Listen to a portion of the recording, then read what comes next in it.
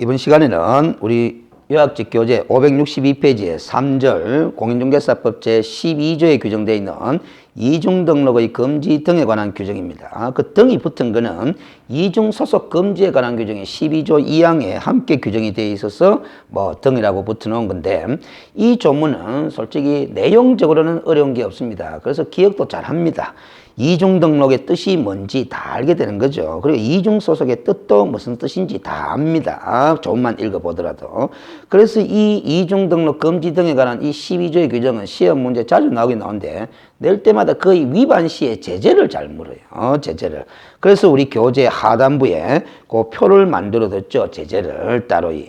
근데 이 제재를 공부할 때 항상 뭐를 주의를 하셔야 되느냐면은 누가 위반했느냐라는 걸 주의하셔야 됩니다. 항상 우리가 이 위반 시의 제재를 공부할 때는 위반의 내용만 점검할 것이 아니라 그 내용에 해당하는 위반을 누가 위반했느냐도 꼭 점검해요. 그러니까 누가 위반했냐에 따라서 제재의 내용이 달라질 수 있다는 측면이 있다. 특히 행정처분 같은 경우는 누가 위반했냐에 따라서 행정처분의 명칭이 달라집니다. 그러나 형사처벌의 경우에는 누가 위반했느냐는 중요하지 않고 위반의 내용이 동일하다면 누가 위반했든지 간에 형벌의 기준은 동일하게 적용되는 거거든요. 그래서 우리가 위반 시의 제재로서 행정처분을 판단할 때는 누가 위반했느냐가 상당히 중요하고, 행정형벌에 관한 내용을 판단할 때는 누가 위반했냐와 관계없이 위반의 내용이 동일하면 동일한 형벌 기준이 적용된다. 이런 점을 생각하면서 정리를 하실 필요가 있습니다. 그래서 우리가 그 표를 보시면은 윗부분은 이중 등록 위반 시의 제재고 아랫부분은 이중 소속 위반 시의 제재인데, 이중 등록 위반은 누가 위반하는 겁니까? 당연히 개업 공인중개사만이 위반이 되는 거죠. 그래서 절대적 등록 취소해도 되고 1년짜리 형사처벌 사유가 되는 겁니다. 그런데 이중 소속의 경우에는 누가 위반할 수 있느냐 하면 위반의 주체가 세 가지로 나눠질 수 있는 거죠. 개업 공인중개사가 위반할 수도 있고, 소속 공인중개사가 위반할 수도 있고, 중개보존이 위반할 수도 있다는 겁니다. 그럼 이 사람이 위반했을 때, 이 사람이 위반할 때, 이 사람이 위반할 때 각각의 제재를 달리 판단을 하실 수 있어야 된다. 그러나 다 위반 내용은 동일하죠. 이중소속이라는. 그래서 1년짜리 형사처벌의 대상이 되는 건 다 마찬가지지만 행정처분이 달라집니다. 이 사람이 위반하면 절대적 등록 취소, 이 사람이 위반하면 자격정지 사유, 중개보존의 경우는 행정처분의 대상이 되질 않죠. 오로지 형사처벌의 대상만 될 뿐이다라는 겁니다. 그런 점에 착안해서 정리를 잘 하셔야 돼요. 이 주제뿐만 아니라 다른 주제도 항상 위반 시의 제재는 누가 위반했느냐를 그 점을 생각하면서 판단하는 자세, 훈련을 좀 하실 필요가 있다라는 거죠. 그 다음 563페이지에 제4절에 중개사무소의 설치 기준 해놨는데, 1번은 중개사무소의 설치 해놨죠. D페이지에 보면은 2번에 부변의 분사무소 되어 있고, 565페이지는 3번에 중개사무소의 공동사용, 즉 공동사무소 내지 합동사무소 설치에 관한 법 규정들을 점검하면은 중개사무소의 설치에 관한 내용은 정리가 다 끝나는 겁니다. 그 설치에 관한 공부가 다 끝나고 나면은 나중에 중개사무소의 이전에 관한 주제가 또 나오거든요. 그 설치와 이전을 또 합쳐서 한 문제를 또 잘 구성하기도 합니다. 설치 따로, 이전 따로 한 문제 구성할 수도 있지만은, 자, 563페이지에 중개사무소 설치의 원칙은 이중사무소 금지입니다. 1등록 1사무소 원칙이죠. 이 1등록 1사무소 원칙에 입에대가 둘 이상의 사무소를 두게 되면은 상대적 등록 취소 사유도 되고 1년짜리 형사처벌 사유도 되는 거죠. 방금 이야기했다시피 누가 위반했냐를 생각하라 그랬죠. 그럼 이중사무소를 설치한 사람은 당연히 개업 공인중개사가 이중사무소를 설치했겠죠. 그래서 등록 취소 대상이 됩니다. 그러나 절대적이냐 상대적이냐 그걸 구별하는 문제만 남게 되는 거죠. 그래서 1번에 보시면 개업 공인중개사는 그 등록 관청의 관할구역 안에 중개사무소를 2대, 1개 중개사무소만을 둘 수 있다라는 것이 1등록 1사무소 원칙에 관한 법 제13조 1항의 규정 표현입니다. 자, 그래서 이 조문과 관련해서 우리 대법원 판례가 소개되어 있죠. 그래서 이중사무소가 설치되는 것은 금지인데, 그 설치가 금지되는 다른 중개사무소를 해석할 때는 반드시 등록 기준을 갖춘 중개사무소에 국한해서 해석할 것은 아니고, 그러한 기준을 갖추지 못한 중개사무소도 이중사무소로 판단을 하라라는 겁니다.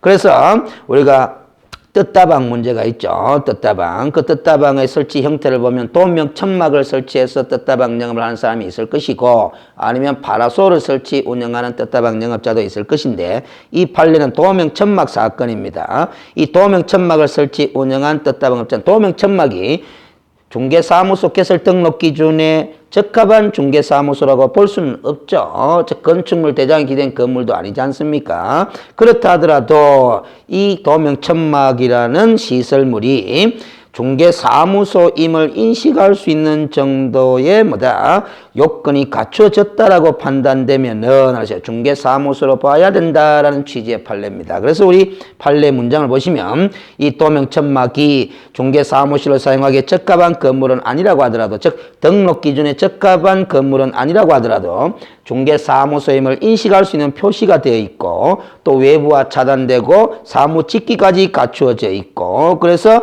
중개업을 영위할 수 있는 독립된 공간 및 시설이 확보되어 있다고 볼 수 있는 상태이기 때문에 이것을 중개사무소로 보지 않을 수가 없다라는 거죠. 그래서 중개사무소에 해당한다. 그렇다면 이중사무소니까 위반이다. 이런 판단이 되겠습니다. 그러나 또 다른 뜻다방 사건과 관련해서 즉 대형 파라솔 설치 운영한 뜻다방 업자와 관련해서는 이 대형 파라솔에는 중개사무소의 상호와 전화번호가 적힌 현수막을 붙여놓고 주위에 간이의자 5-6개가 놓여있기는 하였으나 천막 등 외부와 차단되는 시설을 갖추고 있지 않은 경우 이런 대형 파라솔에 불과할 때는 중개업을 영위하는 사무소에 해당한다고 볼 수가 없지 않느냐.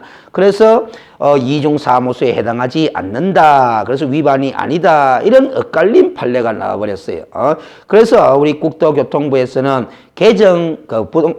공인중개사법을 개정을 해서 2항을 신설하게 됩니다. 개업공인중개사는 천막 그 밖에 이동이 용이한 임시중개시설물을 설치해서는 아니 된다라는 이 규정을 신설하게 된 배경이 된 판례가 바로 뜻다방 사건 판례 2개죠. 알겠습니까? 그래서 우리가 이 판례가 결국 임시중개시설물 설치해서는 아니 된다라는 이 규정을 신설하게 된 배경이 된 판례라고 하지만은 법원의 시각은 분명합니다.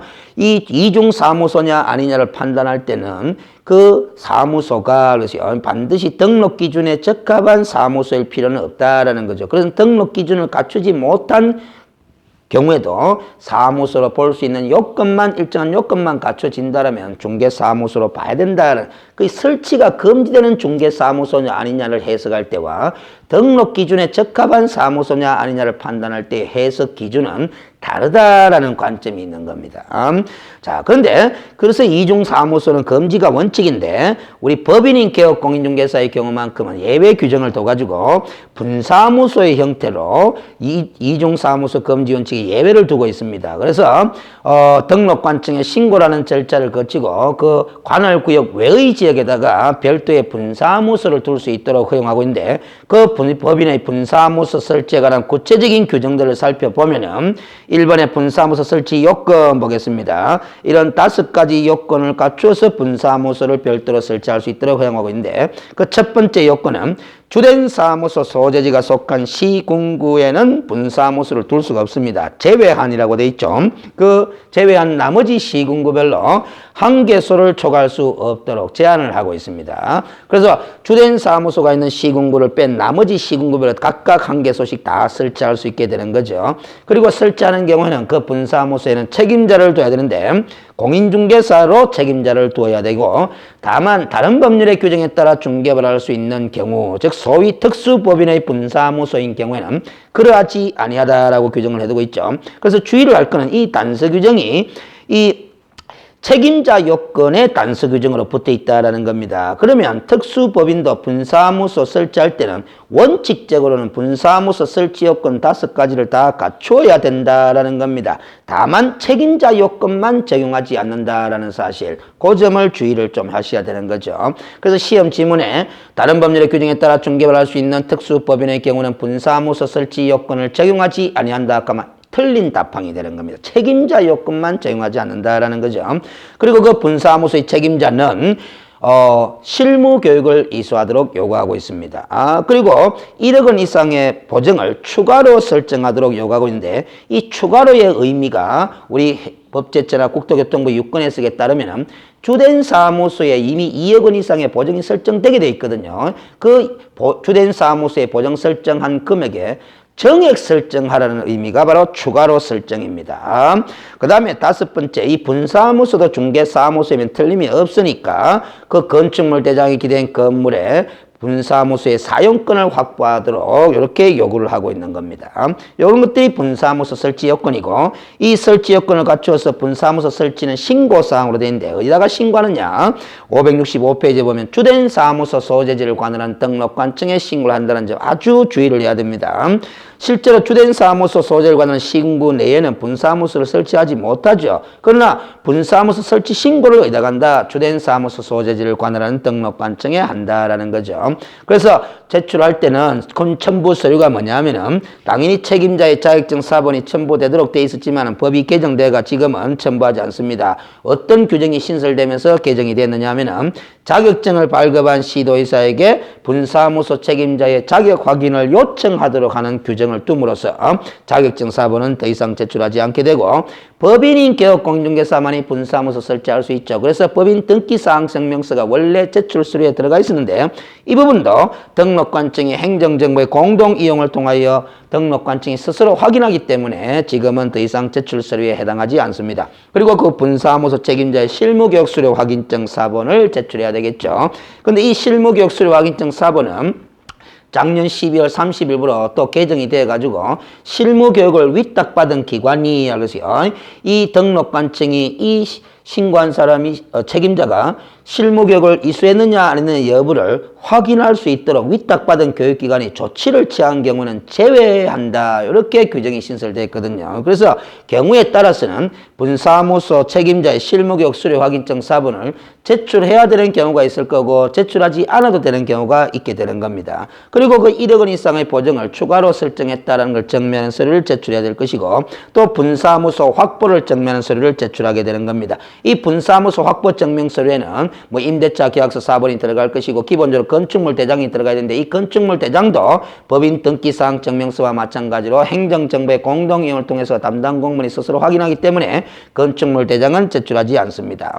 이렇게 서류를 첨부해서 주된 사무소 소재를 관한 등록관청에 분사무소 설치 신고를 하게 되면은 등록관청은 그 신고 내용이 적합하다고 판단되면은 당연히 신고 필증을 교부하고 지체 없이 통보 절차를 밟게 되어 있습니다. 누구한테 통보하게 됐냐? 이 점이 아주 중요한 부분이죠.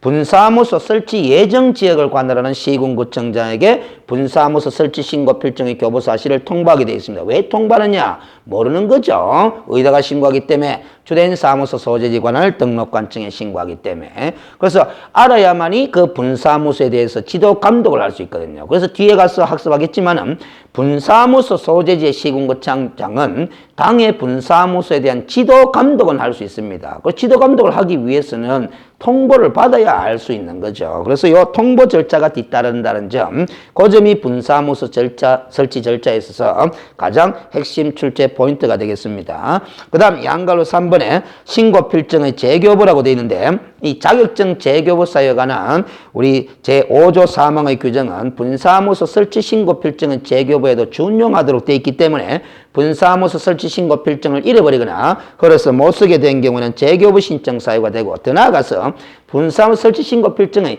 기재사항 변경이 있는 경우에도 재교부 신청 사유가 됩니다. 자, 그래서 우리가 자격증 재교부 사유, 등록증 재교부 사유, 분사무소 설치 신고 필증의 재교부 사유를 다 학습을 했습니다. 서로 종합적으로 비교해서 정리를 다시 한번 하시기 바랍니다. 그 다음 565페이지에 중개사무소의 공동사용에 관한 근거 규정을 학습하겠습니다. 그래서 우리 법제 13조 6항에서는 개업공인중개사가 업무의 효율적인 수행을 위하여 다른 개업공인중개사와 중개사무소를 공동으로 사용할 수 있도록 하는 허용 규정을 두고 있는데, 그 공동 사용하는 방법에 대해서는 시행령 16조에 규정을 해두고 있는데, 이 공동으로 사무소를 운영하고자 하는 개업공인중개사는 중개사무소 개설 등록 또는 중개사무소 이전 신고를 하는 때에 그 중개사무소를 사용할 권리가 있는 다른 개업공인중개사의 승낙서를 첨부하여야 한다. 이런 규정을 두고 있습니다. 그래서 이 규정에 따르면은 공동사무소를 설치하는 방법은 크게 중개사무소 개설 등록 절차, 아니면 중개사무소 이전 신고 절차를 적절히 활용하는 방법이 있겠습니다. 그래서 우리가 등록 절차를 활용하는 방법이 두 가지 형태가 있을 수 있고 사무소 이전 신고 절차를 활용하는 방법이 또 두 가지 형태가 있을 수 있습니다. A 공인중개사, B 공인중개사가 공동으로 사무소를 확보해서 A도 등록 신청하고 B도 등록 신청하면은 등록 처분이 이루어지면 출발부터 공동사무소가 된다라는 거죠. 그리고 A가 이미 등록한 사무소가 있는데 B 공인중개사가 A로부터 사용 승낙을 받아서 등록 신청을 하게 되면 등록 처분과 이루어지면서 공동사무소가 될 것이고 A 사무소가 있고 B 사무소가 있는데 사무소 이전 절차를 밟게 됩니다. 이전 절차를 밟은 후에는 A, B 두 개업 공인중개사의 공동사무소 형태가 되는 거죠. 이전 신고를 할 때 그 다른 개업 공인중개사의 사무소의 사용 승낙을 받아야 되는 거죠. 그리고 A 개업 공인중개사, B 개업 공인중개사 따로 영업하고 있는데 제3의 건물에다가 공동으로 사무소를 확보하든지 해가지고 A도 이전해가고 B도 이전해가면 둘 다 이전 절차를 밟은 후에는 공동사무소 형태가 되는 겁니다. 그래서 아래 두 부분은 사무소 이전 절차를 활용한 거고 위에 두 가지 패턴은 사무소 개설 등록 절차를 활용한 거죠. 개설 등록 절차를 진행하든지 사무소 이전 신고 절차를 진행할 때 그 사무소를 사용할 권리가 있는 다른 개업 공인중개사의 승낙서를 첨부해라라는 겁니다. 이 승낙서라는 것은 꼭 승낙서를 내라는 것이 아니고 결국 사무소의 사용권을 확보했음을 증명하는 서류를 첨부하라 그런 취지로 이해됩니다. 그러나 최근에 단서 규정이 신설됐습니다. 다만이라는 단서 규정이 신설된데 개업 공인중개사가 업무 정지 기간 중에 있는 경우로서 다음 어느 하나에 해당하는 방법으로 다른 개업 공인중개사와는 중개사무소를 공동으로 사용할 수 없다라는 이 단서 규정이 신설됐습니다. 그래서 다음 어느 한 가지 방법이라는 게 1번과 2번으로 있는데 이 문장 자체는 외우지 않더라도 읽어보시면 전체적인 취지를 깨달으면 됩니다. 업무 정지 기간 중에 있는 개업 공인중개사의 사무소를 활용해 갖고는 공동 사용한다 뭐한다 이렇게 이해를 하시면 됩니다. 등록 절차를 활용하든 이전 신고 절차를 활용하든 업무 정지 기간 중에 있는 개업 공인중개사의 사무소를 활용해 갖고는 공동 사용이 안 된다라는 거죠. 예를 들면은 이 경우도 지금 보면은 A 개업 공인중개사가 이미 등록해서 영업하고 있는데 A가 업무 정지 처분을 받아가 있다라는 거죠. 근데 B 공인중개사가 A로부터 이 사무실에 사용 승낙을 받아가지고 B가 등록 신청을 해가 등록 처분 받아가 공동사무소 안 된다라는 거죠. 자, 이런 취지입니다. 그리고 이 경우도 또 예를 들면 봐봐요. A가 영업하고 있고 B도 영업하고 있는데 A가 업무 정지 처분을 받았다라는 거죠. 근데 B 개업 공인중개사는 업무 정지 처분 받은 사람이 아닙니다. 근데 B가 A 사무실로 이전 신고 절차를 밟음으로써 공동 사용하고자 하는데 A가 지금 무슨 기간 중이다? 업무 정지 기간 중이다. 그러면 A로부터 사용 승낙을 받아서 이전 신고 절차를 밟음으로써 공동 사용할 수 있느냐? 없다라는 겁니다. 그런데 이제 그 동그라미 1번 뒷부분에 보면 다만이라고 돼 있죠. 업무 정지 개업 공인중개사가 영업 정지 처분을 받기 전부터 중개사무소를 공동 사용 중인 다른 개업 공인중개사는 제외한다. 이 말 뜻이 뭐냐 하면은 이미 공동으로 A와 B 개업 공인중개사 공동으로 사용하고 있는 공동사무소가 있는데 A 개업 공인중개사가 업무 정지 처분을 받았다라는 겁니다. 뒤늦게. 그러면 이제 더 이상 공동사용 뭐하니까 다 찢어져라. 이렇게 별개의 사무소로 다시 만들어라. 이렇게 하지 않는다라는 여전히 공동사용이 가능하다라는 겁니다. 알겠어요? 그 다음 양갈로 3번에 공동사용 시 구성개업 공인중개사의 의무였는데 이 A와 B를 구성개업 공인중개사라 그렇게 지칭을 합니다. 그래서 구성개업 공인중개사의 숫자 제한에 관해서는 우리 공인중개사법상 명확한 제한 규정이 없습니다. 그래서 동일한 사무소를 공동으로 활용한다고 하더라도 개별적으로 중개사무소 개설 등록을 행하는 것으로서 중개 업무를 수행함에 있어서 부담해야 되는 개업 공인중개사의 의무는 각종 다양한 의무는 구성개업 공인중개사별로 각각 부담하게 된다라는 거죠. 각각. 그래서 예를 들면 가장 쉬운 사례로 등록증 개시 의무는 A도 부담하게 되고 B도 부담하게 된다라는 겁니다. 알겠어요? 보정 설정도 A 따로 B 따로 다 그렇게 한다는 거죠. 자, 그러면 공동사무소 제도에까지도 다 학습이 마무리됐고요. 그래서 우리 중개사무소 설치에 관한 공인중개사법의 규정은 다 점검이 끝났습니다. 그래서 전체적으로 보면은 1등록 1사무소 원칙을 규정해두고 있고 예외적으로 법인인 개업 공인중개사의 경우만큼은 분사무소 설치를 허용하고 있고 더 나아가서 우리 공인중개사법에서는 업무의 효율적인 수행을 위해서 2인 이상의 개업 공인중개사가 중개사무소를 공동으로 사용할 수도 있도록 이렇게 허용하고 있습니다. 이것이 중개사무소 설치에 관한 우리 공인중개사법상의 법 규정들이죠. 그 다음 566페이지 제5절에 개업 공인중개사의 업무 범위에 관한 주제입니다. 그래서 1번에 업무 지역 범위가 있고 567페이지에 2번에 중개례상물의 범위, 3번은 개업 공인중개사의 겸업 업무의 범위. 그래서 이 개업 공인중개사의 업무 범위는 크게 세 가지 주제로 나누어서 정리를 하시면 됩니다. 업무를 수행할 수 있는 지역적 범위에 제한이 있느냐 없느냐, 그리고 취급할 수 있는 중개례상물의 범위에 종별에 따른 차이가 있느냐 없느냐, 그리고 개업권의 종별에 따라서 중개업 이외에 겸할 수 있는 겸업 업무의 범위에 차이가 있느냐 없느냐, 이런 생각을 가지면서 세 가지 주제로 나누어서 각각 개업 공인중개사의 종별을 기준으로 정리를 하시면 되겠습니다. 그래서 업무 지역 범위는 법인과 공인중개사인 개업 공인중개사의 업무 지역 범위에 관한 제한 규정이 없습니다. 제한 규정이 없기 때문에 사무소를 어디에 두고 있든지 간에 전국에 소재하는 중개례상물을 다 중개할 수 있게 되는 결과가 나타나게 되는 거죠. 지역 제한에 관한 규정이 없기 때문에 그렇습니다. 양갈로 이번에 부칙 제6조 2항에 따른 개업 공인중개사 소위 중개인의 경우에는 우리가 업무 지역을 제한하는 규정을 부칙 제6조 2항에서 두고 있는데 중개사무소가 소재하는 특별시, 광역시, 도, 관할구역 내에 소재하는 중개례상물에 한해서만 중개할 수 있도록 제한을 하면서 다만 예외적으로 이 중개인이 국토교통부 장관으로부터 지정받은 거래정보사업자가 운영하는 부동산 거래정보망에 가입하고 이를 이용하여 중개하는 경우 소위 공동중개의 형태가 되는데 이럴 경우에는 그 중개인이 가입 이용하는 당해 정보망에 공개된 관할구역 이외에 소재하는 중개례상물에 대해서도 중개할 수 있도록 이렇게 허용을 하고 있습니다. 그래서 결국 개업 공인중개사의 종별 세 종류 중에서 부칙 제6조 2항에 따른 개업 공인중개사만 업무 지역에 제한을 가하고 있고 그렇기 때문에 업무 지역의 범위를 위반할 수 있는 개업 공인중개사는 부칙 제6조 2항에 따른 개업 공인중개사뿐입니다. 그리고 그자가 업무 지역 범위를 위반하게 되면 업무 정지 처분 사유로 부칙 제6조 2항에서 규정을 해두고 있는 거죠. 그 다음 취급할 수 있는 중개례상물의 범위에 차이가 있느냐, 우리 공인중개사법에는 개업공인의 종별에 따라 취급할 수 있는 중개례상물의 범위를 달리 규정을 두고 있지를 않습니다. 규정이 없습니다. 그렇기 때문에 법인인 개업공인중개사, 공인중개사인 개업공인중개사, 부칙 제6조 2항에 따른 개업공인중개사가 취급할 수 있는 중개례상물의 범위는 다 동일합니다. 결과적으로. 다만 다른 법률의 규정에 따라 중개를 할 수 있는 소위 특수법인의 경우는 그 해당 법률의 규정에서 취급할 수 있는 중개례상물의 범위를 제한할 수도 있겠죠. 실제 제한하고 있습니다. 지역농협동조합은 농협동조합법이라는 그 법 규정을 찾아보면은 농지라는 물건의 매매, 교환, 임대차에 관한 중개 업무만 할 수 있도록 중개례상물의 범위를 제한하고 있듯이 이런 식으로 이해를 하시면 됩니다. 3번에 개업공인중개사의 겸업 업무의 범위는 겸업은 중개업 이외에 겸할 수 있는 업무를 뜻하는 거죠. 그래서 원칙적으로 이 겸업을 제한하는 규정은 없다고 봐야 됩니다. 그러나 우리 공인중개사법 제14조의 규정에 보면은 법인인 개업 공인중개사의 경우에만 겸업을 제한하고 있어요.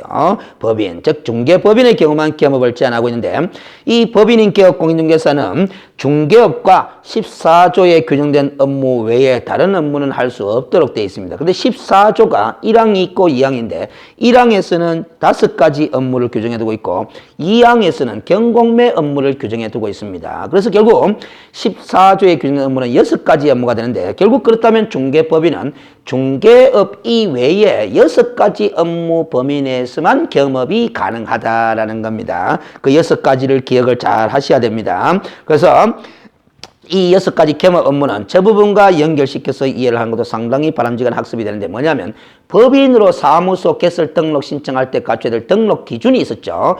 첫 번째가 상법상 회사 또는 협동조합으로서 자본금 5천만 원 이상일 것. 그 두 번째가 법 제14조에 규정된 업무만 영위할 목적으로 설립된 법인일 것. 이렇게 요구하고 있었죠. 그 14조에 규정된 업무만 하는 게 바로 중개업 플러스 6가지 업무만이다라는 거죠. 그리고 법인이라는 것은 설립 목적에 명시된 업무만 수행할 수 있는 자이기 때문에 결국 14조에 규정된 업무만 영위할 목적으로 설립된 법 법인이기 때문에 14주 경된 업무 이외에 다른 업무는 할 수 없다. 이런 해석이 되는 겁니다. 그래서 그 14주 경된 업무가 1항에서 5가지, 2항은 경공매일이 되는 거죠. 그래서 1항에서 규정하고 있는 1번부터 5번까지 업무를 그 줄 끊어온 거 편 주의해 가면서 정확하게 기억을 해 두실 필요가 있고요.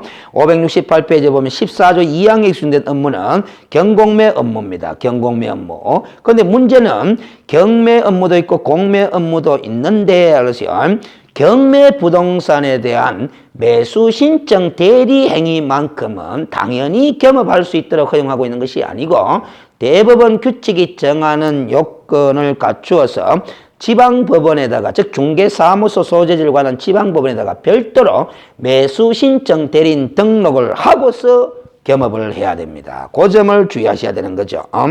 다만 그렇다면은 봐봐요. 공매 대상 부동산에 대한 매수신청 대리행위는 법원에 등록할 필요가 없죠. 경매 대상 부동산에 대한 매수신청 대리행위. 더 나아가서 경매 대상 부동산이라 하더라도 매수신청 대리행위를 하는 것이 아니라 권리분석이나 취득의 알선이란 단순한 행위만 할 때는 법원에 등록하지 않고도 당연히 겸업할 수 있다라는 사실, 그를 정확하게 보셔야 됩니다. 자, 그리고 양갈로 2번에 보면은 개인인격업 공인중개사의 겸업 업무인한데, 우리 공인중개사법에서는 이 공인중개사인 개업 공인중개사와 부칙 제6조 2항에 따른 개업 공인중개사, 즉 개인인 개업 공인중개사의 겸업을 제한하는 규정은 특별히 없습니다. 그래서 다른 법에서 제한하지만 않는다면 중개업 이외에 다른 영업을 제한 없이 다 자유롭게 할 수 있다, 이런 설명이 되는 거죠. 그런데 다만 우리 부칙 제6조 2항에 따른 개업 공인중개사는 부칙 규정을 보면은 이 경공매 업무를 못하도록 제한하는 규정을 따로 두고 있어요. 그래서 결국에는 어떤 결과가 되느냐면 부칙 제6조 2항에 따른 개업 공인중개사와 공인중개사인 개업 공인중개사의 겸업 업무의 범위는 원칙적으로는 똑같습니다. 똑같은데 우리 부칙 제6조 2항 규정 때문에 이 부칙 6조 2항에 따른 개업 공인중개사만큼은 경공매 업무를 모한다는 차이가 있어요. 그래서 결국 경공매 업무는 누구와 누구만이 할 수 있도록 허용될 수밖에 없느냐 하면은 법인인 개업 공인중개사와 공인중개사인 개업 공인중개사만이 경공매 영업이 가능하다는 소리입니다. 그렇게 그러면 전체적으로 개업 공인중개사의 종별에 따른 겸업 범위를 정리하자면은 이렇게 정리가 되는 거죠. 전체 틀을 잡으면은 법인인 개업 공인중개사가 있을 것이고, 공인중개사인 개업 공인중개사가 있을 것이고, 부칙 제6조 2항에 따른 개업 공인중개사가 있겠죠. 그러면 이 법인인 개업 공인중개사의 겸업 업무의 범위는 중개업이 본업으로서 활용하게 되고 플러스 6가지가 가능한 거죠. 근데 그 6가지는 1항에서 5가지, 14조 2항에서 1가지. 요 1가지가 바로 경공매 영업이죠. 알겠죠? 근데 이 경매 영업에 경매 부동산에 대한 매수 신청 대리 행위를 하고자 할 때는 법원에 별도로 등록을 해야 된다라는 겁니다. 매수 신청 대리인 등록을. 그럼 그 이외에 6가지 이외에 다른 업무를 겸업하게 되면 겸업 제한 규정 위반으로서 상대적 등록 취소 사유로 규정이 되어 있습니다. 공인중개사인 개업 공인중개사의 경우는 중개업을 본업으로 하되 겸업 제한 규정이 전혀 없습니다. 겸업 제한 규정이 없습니다. 그래서 이 법인이 행할 수 있는 이 6가지 겸업 업무도 다 할 수 있는 거죠. 공인중개사인 개업 공인중개사는 할 수 있게 되니까 결국 경매 부동산에 대한 매수신청 대리 행위를 공인중개사인 개업 공인중개사가 겸업하고자 할 때도 법원에 등록을 해야 되는 것은 마찬가지입니다. 그리고 이 부칙 제6조 2항에 따른 개업 공인중개사도 중개업을 본업으로 하되 겸업 제한 규정이 원칙적으로는 없다. 요 경공매는 한다 뭐 한다라는 겁니다. 요렇게 차이가 나는 거죠. 그래서 가장 겸업에 있어서 자유로운 사람이 공인중개사인 개업 공인중개사고, 그 다음이 부칙 제6조 2항에 따른 개업 공인중개사고, 겸업 제한을 확실히 받는 사람이 법인인 개업 공인중개사다라는 거죠. 주의하셔야 됩니다. 이런 시스템을 보면은 우리 국토교통부가 앞으로의 부동산 중개업은 법인인 개업 공인중개사 위주로 육성을 행하고자 하는 그런 의도가 엿보이는 대목입니다. 자, 이렇게 해서 개업 공인중개사의 업무 범위까지 학습을 마무리하고 6절에 개업 공인중개사의 고용인의 신고 등에 관한 주제는 다음 시간에 학습을 이어가도록 하겠습니다. 수고하셨습니다.